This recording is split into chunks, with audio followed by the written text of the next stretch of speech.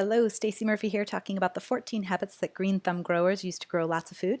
I used to think that I just intuitively understood plants and that's how I was able to grow so much food. But over the years of teaching people how to grow food, I started to realize what sets apart a green thumb grower. It's not necessarily skills or wisdom, but their habits. So the question is, can you learn to be a green thumb? And I think you can. Adopting the habits that I'm going to outline in this video puts you in the right mindset to learn all the science more quickly on your way to becoming a green thumb. Habit number 9 is the idea of being good enough. This is a photo of my planting bed where I grew most of my greens this year. You'll see tons of chard on the left, 2 rows of baby callaloo plants. This is when everything's still babies, so this is early May. And then there's a small row of bok choy and then some kale and collards with lettuce intercropped. And that's a lot of greens. This bed produced 10 pounds of greens each week easily. And most of it looked restaurant worthy, but some of it didn't.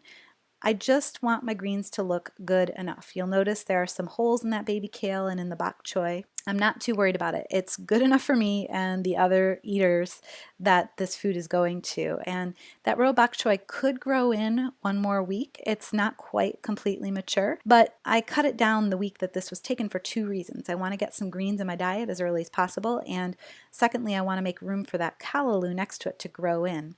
And the amount of effort it would take to keep the flea beetles off that bok choy for another week just wasn't worth it to me. So that's a little bit about what I mean about it's good enough. It's a conscious choice to say, I'm not going for perfection, I'm going for good enough. So what are the tasks that you can focus on to get most of the results you're looking for with the least amount of effort? So sometimes you have to step back, see the big picture for a moment, and see if what you're working on has to be perfect, if it has to be great, or if good enough is good enough. You'll save so much time and energy.